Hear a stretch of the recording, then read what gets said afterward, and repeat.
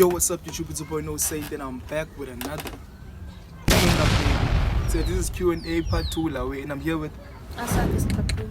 Okay, sure. If you're new to the channel, please like, share, comment, and subscribe to my channel. Without any further ado, let's get into it.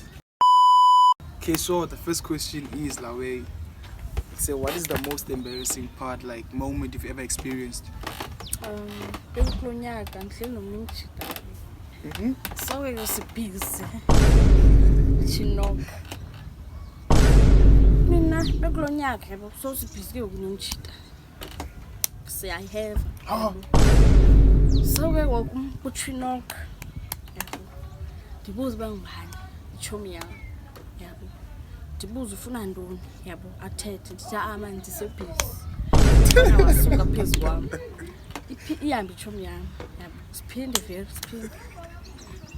Kuthi xike omnye ebeselapha kulandlu naye ngiyambuza ufuna ntoni ndibhizi uthi yo amadoda aphele yami Yo. The second one is like, who's your favorite celebrity? Like celebrity yakhe favorite yakhe yeyiphi ngithandayo? Achumani nayo nayo nyani Uyaxoka sa anayo nyani yo yangu Lawe usonwabile masonwabile go awukazi yo ayanayo shuma ngifuna ukuxoxa nayo. Any question, like the third one, it's like, do you ever feel like lonely? Sometimes I would tell. andihleli ndodwa Like at night nasemini I get chance. So son, I get chance. Ngiyazivela kuthiwa sometimes emini sibusuku so madoda ke chance yini Lawe. Yeah, okay. What is your biggest fear? ukudlalwa indoda hayi ndoyika sho ngidlalwa indoda But usuke experience ngaphambili ngidlalwa indoda, like come on. I know into yikayo lo. hayi ndiyoyika nangoku Yo sho I am biggest fear Lawe yoba ikse phenduka iphara fit, like life could change like all of a sudden be iphara fit ndoyika Lawe mfethu yo yika mfethu serious bro. You could see like example ngoku yabo yika mfethu yabo. But the other questions like, what are some difficult lessons you've learned in your past relationship? Yabo, what are some difficult lessons you've learned from your past relationship? ndingazinikeli indonke Ungazinikeli wonke kwindoda. So when you like type money zinikela like uyazinikela yo esibeke nihedwa guys ndoni nobangela uzifake wonke prime wing Umthandi uyamthanda nje abafoni faka nje enziphi qala ubone efondini i-response yabo ungavele same time gwadla angikwazi sho fethu iksenye question it's like, what's number 1 on your bucket list? I think ndibuzile ne andibuzanga. Yeah, what is number 1 on your bucket list? Wona iqala ifike enhloko i-bucket list yaqoma etc. Awela uyenza ngayenzi ndoni na so sex on the balcony bro. Balcony fin book your house ibone purpose jo yabo hethe nyiwe messy bajo bajongile belungu ngapha ndathi iquickie elwandle yo iquickie elwandle and I'm scared you nothi lo mdleni na yeah akancane sibamba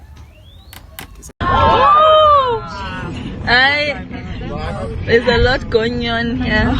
Next question Lawe is, what is the strangest food like you've ever eaten? Sushi. Sushi overrated benchilo Imbilando. ne Asophinde ndiyithe sho. Yabo izani noodles azithandi ngibona ezithengwayo manje ezithengwayo ngalamanzi spice ngizithanda iziya yabo. Do you like surprises or not? You understand surprises all the time? Yes, time. Understand? ezinjani unzoba nikusurprise one day ezinjani Noma sezinjani tu. Kowe. So the next question is like I feel like previous episode like Kamus express ngokupheleleyo yabo about the whole situation yabo bakwenzeke intoni and stuff. So I feel like cela usiexplainele kahle because sibona abantu abaningi abantu banibuzile about like what really happened about understand so lengaso explain kahle about kwenzeke intoni. Okay, ngijona nalomfana for about 7 months yabo. Lo mfana ungishiya ngonyaka. How old are you? Tina 18. Okay. Yena kulonyaka una 19. So sathi bane esikolweni ngeweekends manje eqhuba itaxi ke. Ke 26 ka October kwangumgqibelo yabo. Ha late I think kwakwa around 6 or 7 I'm not sure. Sithatha ku phone call athi akazukwazi ukuza because uhleli nochomi zakhe bayasela ndithi ke mina okay akho ngxaki. Ndibe ngisiva nyanga big background bakuyangcola. Okay. Ke 27 which was on Sunday yabo.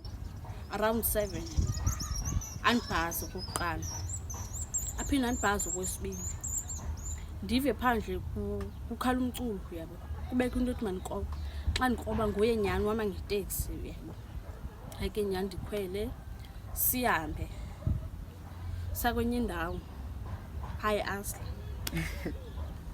so ke usihave without a condom yabo okay fine later on to realize man no apha ngaphansi kukho ingxaki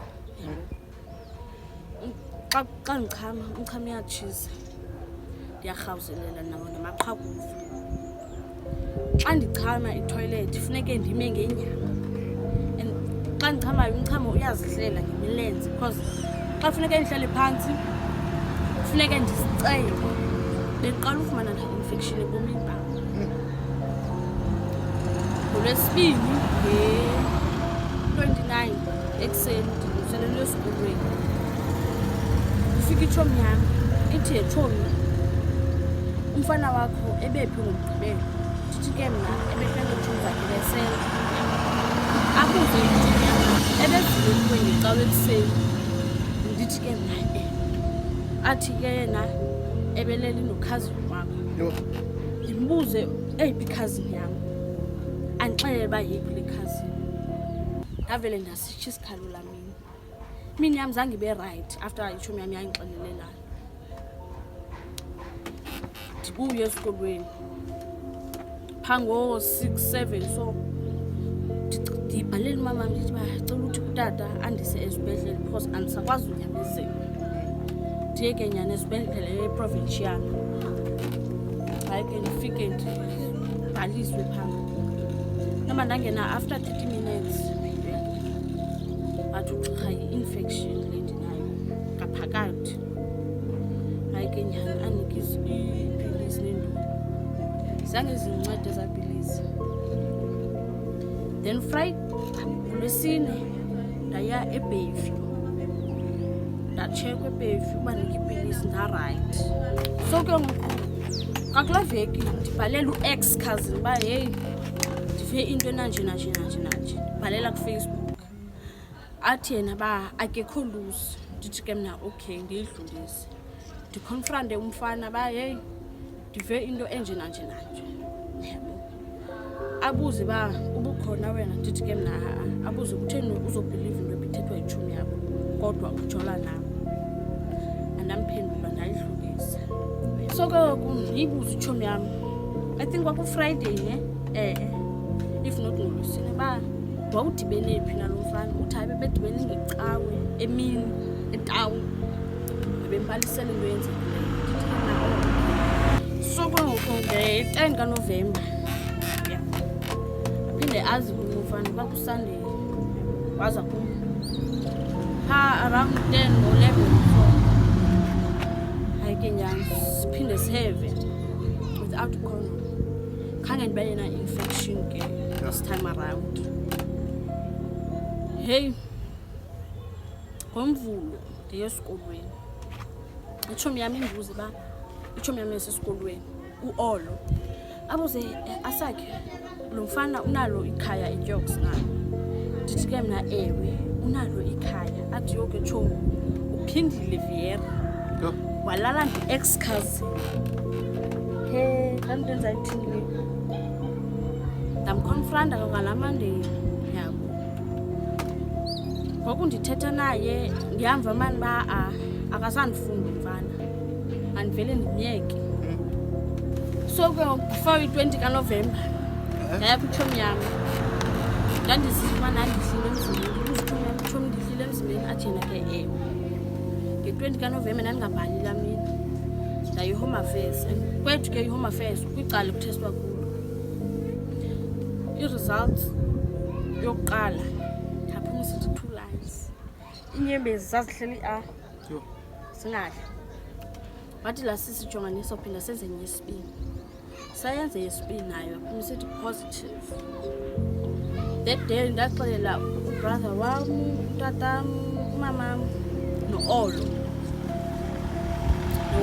nonomini itshomi ndihlala phe asi basekhaya. Oko ndagoba nje laa mini ndifind out ngayo nakwimini yesibini. Then after that nda-right. Yo. At least. Nangoku ndiyazilibala uba ndinayo. Andisayayo.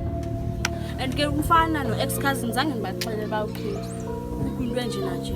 Nangoku ndandisajola nalaa mfana ndandiyothesta i-results zam ziphume sithi ndi-negative. AndinoseHome Affairs ngokuphepha xa u-negative ndimbonise okanye ndimfotele. At least. So yeah guys, this really what happened and all. I feel like this is the end of the video. If you like it, please like, share, comment and subscribe to my channel.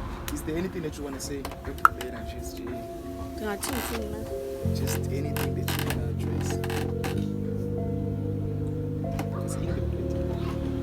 Zawufuna Like any motivation or something to the kids or around the motivation. Njengoba motivate nje. igender yam ne ndicela isebenzise ikhondom okanye iPrEP. Is that all you want to say? Yes. Okay guys, please like, share, comment and subscribe to my channel. Otherwise follow channel Asake. Asake siphatheni kuFacebook. Follow Instagram, TikTok. Then follow channel. Otherwise we out. Mucho.